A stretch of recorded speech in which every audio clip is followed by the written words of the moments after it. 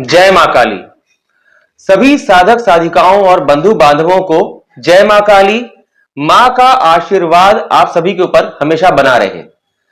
मां के आशीर्वाद से आज मैं डिप्रेशन के ऊपर एक वीडियो तैयार कर रहा हूं। कई लोग मुझसे संपर्क करते हैं और बात करते हैं कि आज वो बहुत डिप्रेशन में चल रहे हैं। आज के समय में बहुत तरह के दुख हैं लोगों को। जीवन में परेशानी सभी के साथ होती है। ऐसा नहीं है कि कोई भी आदमी परेशानियों से बचा हुआ हो। डिप्रेशन अपने आप में बहुत बड़ी समस्या है। हमारे देश में, भारत में भी आज 74% लोग मानसिक परेशानी, डिप्रेशन में आ चुके हैं और एक बहुत बड़ी समस्या है। और इसका समाधान कैसे होगा, लोग डिप्रेशन में क्यों होते हैं, इसका भी कई लोग बताते हैं कारण। कुछ लोगों ने कहा हमारे पास अच्छा घर नहीं है, गाड़ी नहीं है, पैसे की कमी है, अभाव है, बहुत परेशानी में चल रहे हैं, इसलिए गुरुजी बहुत डिप्रेशन में हूं, मैं क्या करूं, डिप्रेशन से बाहर निकलने का उपाय बताइए। लेकिन यहां ध्यान रखिए, डिप्रेशन कहीं से आता नहीं है। आदमी खुद अपने अंदर डिप्रेशन पैदा करता है और डिप्रेशन दूर आप खुद कर सकते हैं।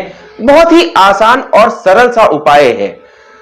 इसका कैसे आप क्या करेंगे, उसके लिए एक छोटी सी कहानी बताता हूं आपको। ध्यान से सुनिएगा, बहुत ही ध्यान से। कहानी छोटी सी है लेकिन इसका मतलब, मर्म बहुत बड़ा है। एक व्यक्ति था जो बहुत व्यस्त, जिसको कहते हैं बिजी, बहुत बिजी आदमी था, बहुत हमेशा बिजी रहता था। घर में बच्चों के लिए टाइम नहीं था उसके पास, पत्नी के लिए समय नहीं था, बात करने तक का समय नहीं था। क्यों? क्योंकि उसको भागना होता था ऑफिस। ऑफिस भागकर, ऑफिस का बहुत सारा काम है, निपटाना है, बॉस की डांट है, बॉस से डांट पड़ती है, समय पर काम नहीं हुआ, सही से नहीं हुआ, इन सब बातों को लेकर वो हमेशा झुंझलाया रहता था। घर जब आता था काम पर से तो अपनी पत्नी से बात बात पर चिढ़ जाता था। पत्नी ने अगर खाना दिया तो उसमें नमक कम है या मिर्च ज्यादा है, इन सब बातों को लेकर झगड़ा। चाय अच्छी नहीं बनी, कोई भी बात हो। बच्चे खेलते हुए पास में आते थे तो बच्चों से चिढ़ जाता था कि भी जाओ यहां से, मेरा मूड ठीक नहीं है, मैं बहुत परेशान हूं। वो आदमी डिप्रेशन में आ गया था। क्यों था डिप्रेशन में? क्योंकि काम का लोड था, ऑफिस में बॉस से डांट पड़ती थी और घर में आकर बच्चों का खेल उसे पसंद नहीं आता था, पत्नी से बात करना पसंद नहीं आता था, बस गुमसुम रहता था। वो सिर्फ गुमसुम क्यों रहता था? क्योंकि इतना काम करने के बाद भी उसके पास बहुत बड़ा घर नहीं है, उसके पास एक आलीशान कार नहीं है। वो बस में धक्के खाते हुए ऑफिस जाता है, किसी किसी तरह से ऑफिस से बस में धक्के खाकर वापस लौटता है और घर में बच्चे परेशान करते हैं, पैसे की तंगी है, परेशानी चल रही है। पहले जो सोचा था उसने कि एक समय आएगा जब मैं जब मर्जी जो मर्जी खरीद लूंगा, वो हालत नहीं हो पाई। उस तरह की परेशानियों में चल रहा है, हर तरह की परेशानी में जूझ रहा है, तो इसलिए डिप्रेशन में वो आता चला गया। बच्चे परेशान करते हैं, उसका सबसे बड़ी समस्या ये, ऑफिस में बॉस परेशान करता है, साथी लोग परेशान करते हैं, घर में पत्नी परेशान करती है, पत्नी अच्छा खाना नहीं बनाती, पत्नी अच्छी चाय नहीं बनाती, पत्नी बार बार बात करने की कोशिश करती है, अरे भाई कुछ देर मुझे शांत रहने दो, बच्चे बार बार आकर मेरे पास खेलना चाहते हैं, मुझसे बात करना चाहते हैं, अरे मैं भी दिन भर काम करके थका हुआ आता हूं, कुछ देर मुझे शांति से रहने दो, मैं थक गया हूं, मत आओ मेरे पास। और ये सोच सोचकर वो आदमी डिप्रेशन में चलता चला गया, चलता चला गया।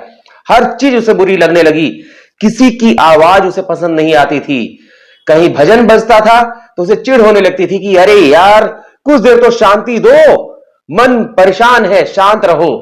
इस तरह की सोच के साथ वो आगे चलने लगा। ऐसे ही एक दिन की बात है, जब वो थका हारा घर आया, घर आते ही पत्नी पर बरस पड़ा, मैं घर आया हूं, मुझे पानी नहीं दे सकती थी, मुझे बहुत जोर की प्यास लगी है। पत्नी ने कहा कि मैं लेके तो आ रही थी, रसोई घर से पानी लाने में जो समय, चुप, एकदम चुप, एक आवाज नहीं, मुझे परेशान मत करो। पानी का गिलास लिया, फेंक दिया और चला गया अपने कमरे में और दरवाजा कर लिया बंद। कुछ देर तक पत्नी ने दरवाजा खटखटाया कि सुनिए जी, दरवाजा खोलिए, मुझे कुछ बात नहीं करनी है, मैं बहुत थका हुआ हूं, मुझे अकेला छोड़ दो। पत्नी ने सोचा कि ठीक है, कुछ देर अकेला छोड़ देते हैं, शांत हो जाएंगे, कुछ देर में फिर आ जाएंगे। इसी बीच उस व्यक्ति के बच्चे ने आके दरवाजा को धीरे से खोला, क्योंकि दरवाजा लॉक नहीं था। उसने धीरे से खोला और आते ही कहा, पिताजी स्कूल से ना मुझे एक टास्क मिला है, मुझे ये वाला ऐसे कंप्लीट करा दीजिए। अब उस आदमी का पारा 7वें आसमान पर भड़क गया। मैं ऑफिस से थक कर आया हुआ हूं, तुम्हें दिख नहीं रहा मैं परेशान हूं कितना, और ये ऐसे का काम कराने के लिए मैं बैठा हूं क्या? मुझे और काम नहीं है, जाओ यहां से। नहीं पिताजी करा दीजिए ना, इसमें आपकी हेल्प चाहिए, जाओ यहां से। उसके पिताजी ने उसको डांट के डपट के भगा दिया। वो बच्चा हाथ में कॉपी लिया हुआ, पेंसिल लिया हुआ, रोता हुआ वहां से चला गया और जाकर ड्राइंग रूम में पहले अपनी मां से मिला। मां से बोला, मां मैं जा रहा हूं, रूम में जाकर अपना जितना हो पाता है मैं करता हूं, कोशिश करता हूं। और चला गया। बिस्तर पर बैठकर वो लिखने लगा, ऐसे जो भी लिखना था वो लिखने लगा। कुछ देर बीत गया, उस आदमी को भूख लगी। उतनी देर तक उसने कह रखा था अपनी पत्नी से कि मेरे पास मत आना, मुझे अकेला रहने दो, शांति चाहिए। भूख लगी उस आदमी को, तो उसने सोचा कि चलो खाना बाद में खाऊंगा, पहले चल के देखता हूं, बच्चे को मैंने डांट दिया था, उस बच्चे को क्या पता, तो चलो मैं देखता हूं बच्चा बेचारा क्या उसको काम मिला था, एक बार चल के देखता हूं। अब वो गया अपने बच्चे के कमरे में कि जाके उसको थोड़ी हेल्प कर दूं उसके टास्क में। अब उसने देखा कि बच्चा तो रोता रोता बेचारा सो गया है, लेकिन कुछ देर उसने लिखा था, कुछ देर जो भी लिखा था लिखते लिखते वो ऐसे लिखते लिखते ऐसे करते करते सो गया। कॉपी पर उसका सिर पड़ा हुआ था। अब उसे बहुत अंदर से दया आई, बहुत दुख हुआ कि मैंने अपने बच्चे को ऐसे डांट दिया, मुझे ऐसा नहीं करना चाहिए था बच्चे के साथ। अब उसने बच्चे को वहां से धीरे से उठा करके बिस्तर पर लिटा दिया, कंबल ओढ़ा दिया और फिर सोचा कि चलो देखता हूं कि इसका टास्क क्या है और ये क्या कर पा रहा था, खुद से कर भी पा रहा था कि नहीं। अब उसने कॉपी खोला तो कॉपी पर उसने हेडिंग देखा। हेडिंग क्या था टास्क का, ध्यान से सुनिएगा। वो काम, ऐसे लिखना था इस चीज पर, वो काम जो हमें पहले अच्छी नहीं लगती लेकिन बाद में अच्छी लगती हैं क्योंकि वो आवश्यक है, वो करना ही है। ये उसने टास्क उसको मिला हुआ था।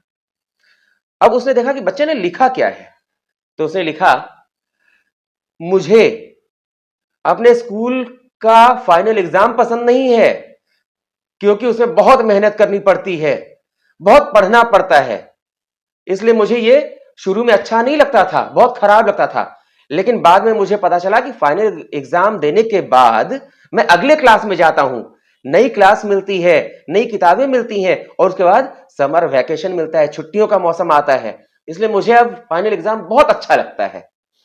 अगला चीज उसने लिखा था कि मुझे अलार्म घड़ी पसंद नहीं है। क्यों? क्योंकि जब सुबह सबसे अच्छी प्यारी नींद रहती है उस समय अलार्म घड़ी बजती है तो बहुत गुस्सा आता था, बहुत गुस्सा आता था कि ओह जागना पड़ेगा। लेकिन अब मुझे वो अलार्म घड़ी अच्छी लगती है क्योंकि वो अगर हमें ना जगाए तो मुझे समय पर कुछ भी मैं नहीं कर पाऊंगा, न स्कूल पहुंच पाऊंगा, न दिन भर का काम कर सकूंगा, इसलिए मुझे वो अलार्म घड़ी अब अच्छी लगने लगी है। फिर उसने लिखा था, वो कड़वी कड़वी दवाइयां मुझे कभी अच्छी नहीं लगती थी, बहुत बुरी लगती थी, लेकिन अब मुझे वो कड़वी दवाइयां भी अच्छी लगने लगी हैं क्योंकि उन कड़वी दवाओं को खाने के बाद, पीने के बाद मैं स्वस्थ हो जाता हूं, पूरी तरह ठीक हो जाता हूं। उसके पिताजी ने सोचा कि और देखूं आगे क्या लिखा है, तो उसके आगे जो लिखा था वो देखकर उसके पिताजी का दिल भर आया। उस बच्चे ने लिखा था, मेरे पिताजी मुझे पहले अच्छे नहीं लगते थे क्योंकि वो मुझे बहुत डांटते थे, डपटते थे, जरूरत पड़ने पर कभी कभार पीट भी देते थे, मुझे बहुत बुरा लगता था, लेकिन अब मैं समझ गया हूं कि पिताजी अगर मुझे डांटेंगे नहीं, मारेंगे नहीं तो मैं सही रास्ता कैसे पकड़ूंगा, मैं तो गलत रास्ते पर चलता चला जाऊंगा, इसलिए मुझे सही रास्ते पर लाने के लिए पिताजी को ऐसा भी होना पड़ा। और पिताजी डांटते भी हैं, उसके बाद बहुत सारा प्यार भी करते हैं, घुमाने भी ले जाते हैं, प्यार करते हैं, मेरे लिए अच्छी अच्छी चीजें लाते हैं। और मैं भगवान को धन्यवाद देता हूं कि मुझे मेरे पिताजी मिले, मेरी मां मिली, मुझे ऐसा अलार्म घड़ी मिला, मुझे स्कूल का एग्जाम मिला, मुझे पढ़ाई मिली, और जो भी चीज है मेरे पास वो सब चीज मुझे मिला बहुत लोगों के पास तो अलार्म घड़ी भी नहीं होती, बहुत लोगों को तो स्कूल जाने का मौका नहीं मिलता, फाइनल एग्जाम तक नहीं मिलता। बहुत सारे बच्चे तो बीमारी से तड़प कर रह जाते हैं, उन्हें कड़वी दवाइयां नहीं मिल पाती। और बहुत सारे बच्चे तो ऐसे हैं कि मेरे पिताजी जैसे सख्त हैं, कड़क हैं, लेकिन बहुत प्यारे हैं। बहुत सारे बच्चे तो ऐसे हैं जिनको पिताजी नहीं मिलते, पिताजी का प्यार नहीं मिलता। हे भगवान, मेरे पास जो भी चीज है उसके लिए धन्यवाद। इतना अच्छा अच्छा चीज तुमने दिया है भगवान। ये पढ़ने के बाद उसके पिताजी का दिल भर आया, उसकी आंखों में आंसू आ गए और उसने उसी समय सोच लिया कि मैं जिस डिप्रेशन में जा रहा हूं कि मेरे पास ये चीज नहीं है, मेरे पास वो चीज नहीं है, मेरे पास अच्छी गाड़ी नहीं है, अच्छा बंगला नहीं है, पैसे की कमी है, इन चीजों के लिए मैं डिप्रेशन में नहीं जाऊंगा। मैं तो भगवान को धन्यवाद दूंगा कि हे भगवान, तूने कम से कम मुझे इस योग्य बनाया कि आज मेरे पास कम से कम नौकरी है, नौकरी से मेरा घर तो चल रहा है। बहुत सारे लोग तो ऐसे हैं जिनके पास नौकरी भी नहीं, रोजगार भी नहीं, वो कैसे जिंदगी जी रहे होंगे। हे भगवान, तुमने कम से कम मेरे ऑफिस में एक ऐसा बॉस दिया, एक ऐसा बॉस जो डांटता जरूर है लेकिन उसके बाद महीने के अंत में सही समय पर सैलरी देता है और समय समय पर मेरा प्रमोशन करता रहता है और मुझे प्यार भी बहुत करता है, ताकि वो डांटता इसलिए है कि मुझसे कोई काम में गलती ना हो जाए।